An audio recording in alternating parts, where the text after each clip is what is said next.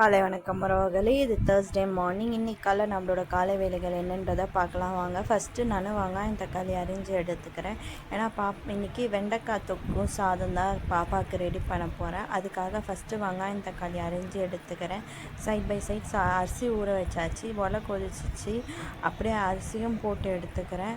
வெங்காயம் வெட்டி எடுத்துக்கினேன். இப்போ அது கூடவே வெண்டைக்காய் வெட்டி எடுத்துக்கிறேன். நான் தொக்கு மாதிரி ரெடி பண்ணிட்டேன்னா சாப்பாட்டில் போட்டு மிக்ஸ் பண்ண கரெக்டாக இருக்கும்னு சொல்லிட்டு வெண்டைக்காய் வதக்கி எடுத்துக்கிறேன் ஃபஸ்ட்டு. ஏன்னா சைட் பை சைட் நம்ம இந்த வேலை பார்க்க சொல்லவே டைம் ஆகினே இருக்குது. அதனால் பாப்பாவுக்கு டிஃபன் ஊற்றி கொடுத்துடலாம். தோசையும் ஜாமும் கொடுத்தேன். ஏன்னா குழம்பு கொடுத்தா வேண்டான்னு சொல்லிட்டா, சட்னியும் வேணான்னு சொல்லிட்டா. அதனால் அதை ரெண்டும் ஸ்கிப் பண்ணி ஜாம் கொடுத்துட்டேன்.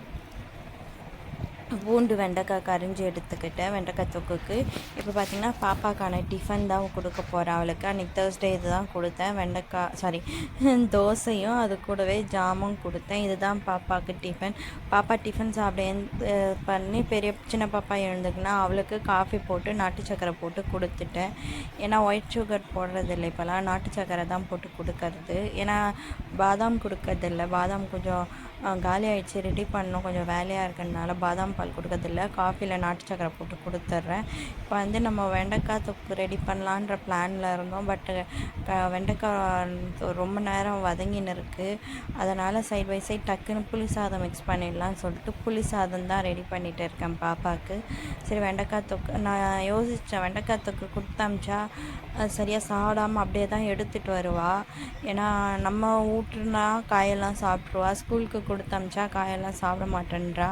அதனால் புளி சாதம் கொடுத்து அனுப்பிச்சிட்டேன் அன்றைக்கி லஞ்சுக்கு. சைட் பை சைடு பிரேக்ஃபாஸ்ட்டுக்கு தோசை, லஞ்சுக்கு ஸ்நாக்ஸுக்கு பார்த்திங்கன்னா ராகி பிஸ்கெட். இது தான் அன்றைக்கி கொடுத்து அனுப்பிச்சேன் பாப்பாவுக்கு. பாப்பா கொடுத்து அனுப்பிச்சதுக்கப்புறம் வெண்டைக்காய் தொக்கு ரெடி பண்ண ஆரம்பித்தேன்.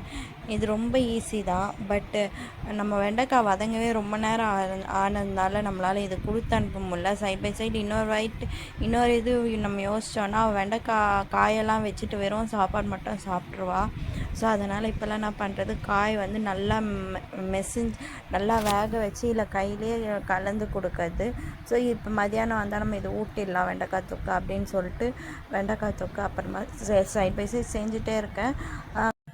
வெண்டைக்காய் தொக்கு இப்போ நல்லா ரெடி ஆகிட்டு இருக்குது. ஏன்னா இது ரொம்ப நம்ம தண்ணியெல்லாம் ஊற்ற போகிறதில்ல, அப்படியே தான் செய்ய போகிறோம். அதனால் நல்லா சுண்டுட்டோம்.